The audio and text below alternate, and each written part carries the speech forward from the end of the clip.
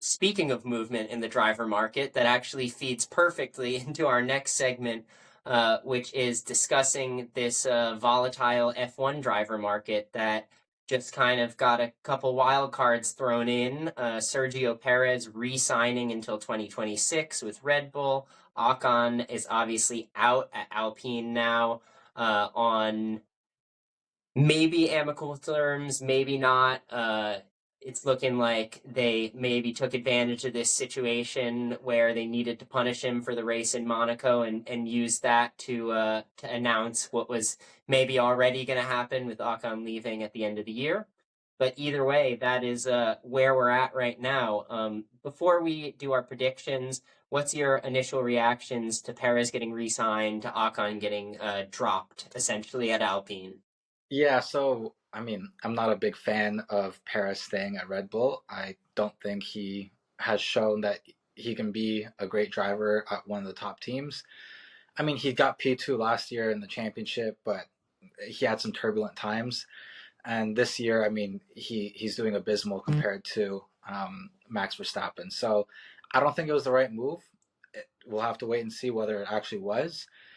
I think that Red Bull's actually just doing it so that they don't have a driver fighting for P1 and Max Verstappen. So it makes their lives a little bit calmer, especially with all the controversy and turbulence surrounding their team this year. So I think that's why they did it. Yeah, I think you're right. I think they're trying to ensure some stability with all of this turmoil that's been going on with Horner and the power struggle between Red Bull corporate and Marco with the junior program. I think they really just want a little bit of stability in the team. So talking about stable teams, we've got four teams on the grid right now that have fully confirmed lineups for next year. We have Red Bull with Perez and Max. You've got Ferrari with Leclerc and Hamilton coming in from Mercedes next year. You've got the McLaren boys with Piastri and Norris, both secured for the medium to long term on that team. And then you have Aston Martin, where Alonso has a contract. Technically, Lance Stroll is out of a contract, but we all know he's going to be re-signing. It's his dad's team. Unless something crazy happens, it's going to be Lance Stroll and Alonso in that car. So then that leaves us with six teams to predict what the future driver lineups are. So I'm going to throw it straight to you, Victor. The first team to talk about is Mercedes. George Russell's got the contract. Who's going to be next to George Russell in that Mercedes seat next year? So this might be an obvious choice, but I'm hoping that Kimi Antonelli hops into that seat. He's shown in F2 that he's ready, I think, for an F1 seat. He's young, but Max was young and he's still, look at him now, right? So I think that he deserves a seat in F1. It's good to see new talent come in.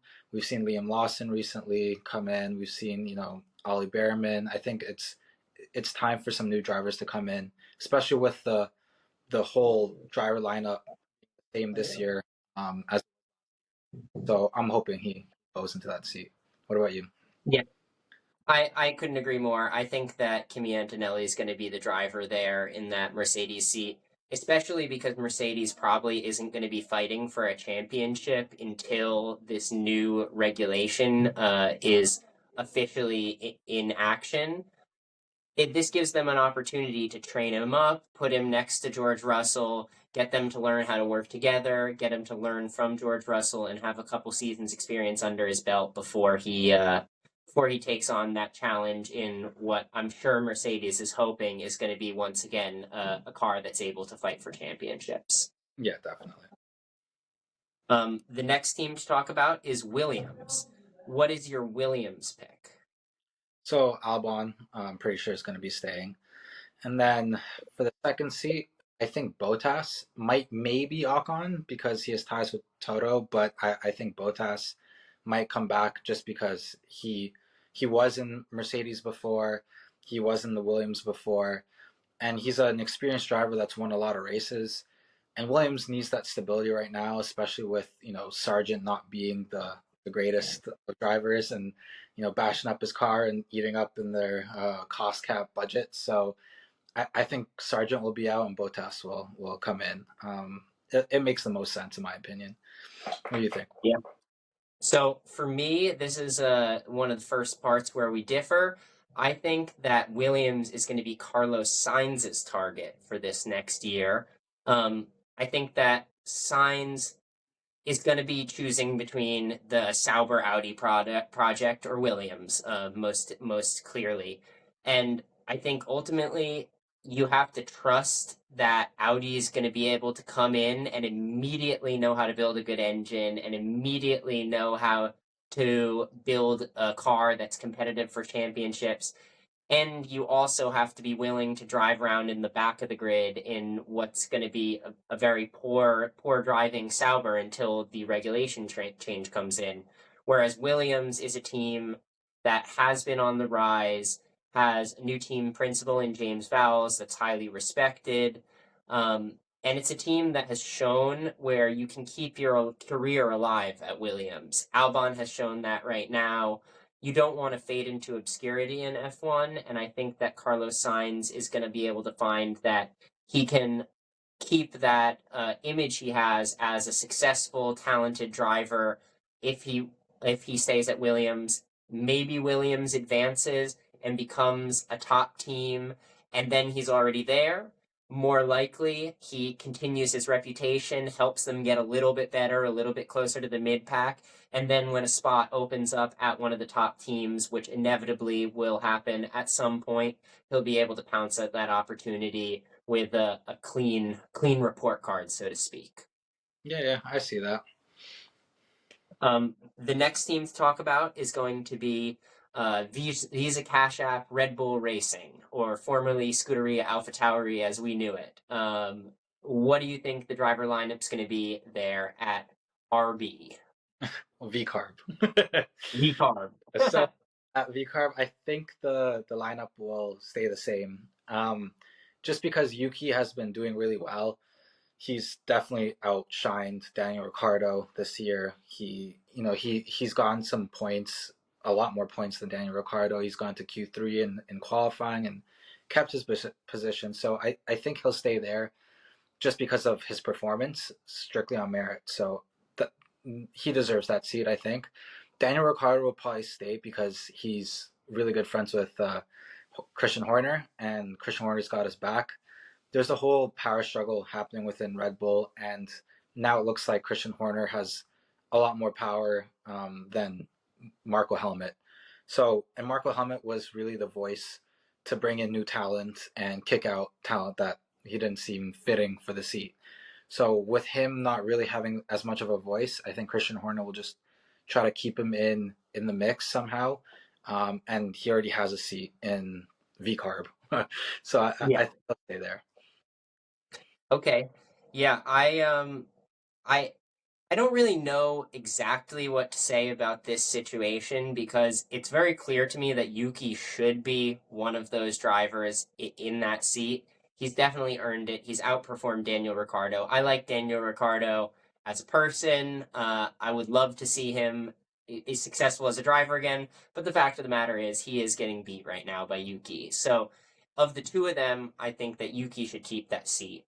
Now, there's obviously been lots of rumors that are pretty veritable sources that say Lawson has a promise that he will have a seat on the grid next year.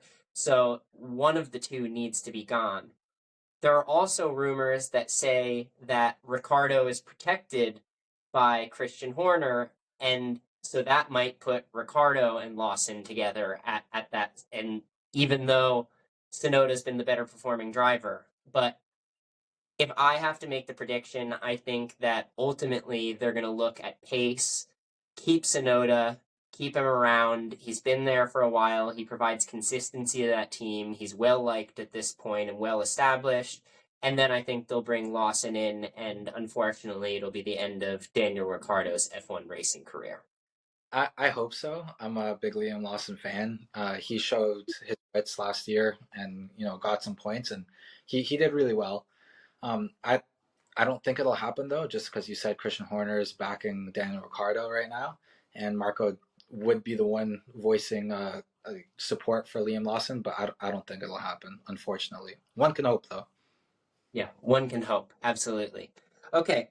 The next team to address is going to be the Sauber Future Audi F1 project. We have Nico Hulkenberg moving from Haas to Sauber next year. He's going to stay on as it moves towards Audi F1, and that's already established in his contract. Who's going to be at Sauber with Nico Hulkenberg going forward? So this is where I think Sainz will pop into. He has history with Audi, especially with his dad. Audi is going to be a works team coming from 2026. They've already wholly bought Sauber, so you have to have trust that they have the money, they have the engineering know-how, and they will start building a good car. And so I think it's a good long-term play for Sainz. It might not be good for maybe a year, maybe two, but I think in the long term it should be good. Sainz should be looking for a long-term solution. He's 30 years old, so he has a long time still in F1 he unless he drops off the face of talent, right? But I think he'll do really well. He's shown that he can win races at Ferrari. He's shown that he has the talent needed, and I think he'll do well over there. Right now, Sauber is at the bottom of the list, but it's only up from there, right? So I think it should work. Okay. Well, obviously, I put signs already in the Williams seat, so I'm going to be sticking with consistency and stability at Sauber, and I'm going to say that they keep Bottas in that Sauber seat until the switchover for Audi comes, at which point he will be given the boot, or maybe he'll get a year to potentially prove himself at Audi. But realistically, I think that they'll keep him as a holdover driver until that Audi project starts. Now, I know that that's not his preference, but I wonder if the seats start getting taken up. Really, the only place I would want to move if I was Bottas would maybe to be in Williams, like you said, maybe Haas, but that's not really much of a move. So I think that continuing on with that Sauber Audi project before it becomes Audi is going to be Bottas's plan for F1. Um, Next, we're going to talk about that Haas team. Tell me who your Haas drivers are. Neither driver confirmed. Obviously, Hulkenberg out, Magnussen not confirmed, had a terrible couple of races, so a lot of rumors about whether or not he'll continue on. Tell me what you think for Haas. So first and foremost, I think Ollie Behrman will get in there. He's a Ferrari academy driver, so he has ties with Ferrari and Haas. He's already done FP1s or free practices with Haas before, and I think he deserves a seat. He's gotten a few points this year. He's still up in the drivers' championship more than a couple F1 drivers. He's 11th or 12th. So I think he deserves it. He's also pretty friendly with them. I mean, I've seen him around the Ferrari property, in the canteen at the lunchroom. I've seen him, joking around with the Ferrari employees and also the Haas employees. And he's done tests at Fiorano, so I think he is perfectly suited to be at Haas, especially if he wants to get into Ferrari later. It gives him some experience and practice going forward. He won't get into Ferrari right away. Just looking at the driver lineup, Leclerc and Hamilton are too strong of a lineup for them to just drop. So I think he'll fit well there. For the second driver, I think this is where Ocon slots in. He's an experienced driver, and I think it'll pair well with a newcomer into the sport. So hopefully he plays ball and he's nicer to his teammate next year than this year. But uh, I think they might just be looking at him just for the experience sake. And he is a free driver or free agent next year, so it opens it up for that. Yeah, I think that I couldn't agree more. I think it's going to be Behrman and Ocon. I think Ocon is too good to not be on the grid, or at least to not be considered for one of these seats over some of these people coming up out of F2. Obviously, there is some talent out there, but realistically, Ocon has much more experience, and experience is so valuable in F1. So I think he'll slot in there. I think that Ferrari wants to get Behrman a seat as soon as possible, especially after he had such a great race stepping in for Sainz. when he had his surgery. So I think that Behrman is pretty much a lock for that seat. I think Ocon and Behrman is probably the best future for Haas as well, because they're trying to clear the reputation or clear the business of decisions that were made by Gunther Steiner, change the culture of the team, I think, a little bit. And this would be the perfect way to do it. Clear out that driver lineup and put in a fresh new face and also an experienced veteran that needs to maybe revive his reputation a little bit. And Haas could be the right place to do it. You never know. So We might get K Mag and Ocon on the same team and just have carnage. wouldn't that be the best season for all of us? We could get some bowling at turn one and maybe some crazy race results. Okay, so then now we've covered all of the teams except for the one that started all of this drama this weekend, at least, which would be Alpine F1. Gasly now feeling pretty secure in that seat. Obviously, he's looking like he's going to be their number one driver moving forward, unless something crazy happens. Who do you think that number two driver is going to be at Alpine? I think Jack Doohan will probably get that seat. This weekend in Canada, he's doing FP1. So I think that's them testing to see where he's at, how comfortable he's in the car. They've also kept him around as a reserve driver. He's not an F2 anymore. He's shown that he can do well in a racing seat. And he's been a good support for them. I mean, he's doing interviews, he's going to events for them. So I think he slots in well over there. And also, it's good to see new faces, new talent coming in, and just giving new people a seat if they deserve it. So I think he'll go into there. Yeah, I think that would be nice. Obviously, it would add some value to the Alpine Young Driver program, which was pretty terrible, with Piastri leaving before Alpine gave him a seat, or rather, when they gave him a seat towards McLaren. Guan Yu Zhou was in that program and ended up leaving for the Alfa Romeo Sauber seat. So I think that would be nice to get the Alpine Young Driver in there. I personally, though, think that they're going to opt for a little bit more of a wild card choice. I think they're going to opt for Mick Schumacher, who's been racing for them in WEC in their hypercar program. He's been in F1 before. Obviously, did not have a great run at Haas, but that was when Haas was one of the worst teams. I mean, his first season, his rookie season, when it was him and Mazepin, that car was literally not developed at all for the entire season. Obviously, his second season, he crashed a lot, which was the reason they didn't keep him on. But Bruno Famin has talked a lot about Schumacher's maturity, his teamwork, especially in an endurance racing format where teamwork is pivotal. And he's done a ton of simulation work for Mercedes and obviously has been spoken highly of by Toto Wolff. Although one would question, if it was so great, then why wouldn't Toto just put him in that other Mercedes seat? But obviously that's not going to happen. I just think that he provides some stability and teamwork. He's someone who's always going to do what the team needs, and he would be a good second fiddle to Gasly in that Alpine team. So I think he's going to get that seat. Yeah, and I mean, you see him just hanging around the paddock with Toto. He's definitely has a presence there, and that could be a possibility for sure. Yeah, absolutely. Well, that rounds out our Formula One predictions for who's going to be on the grid next year.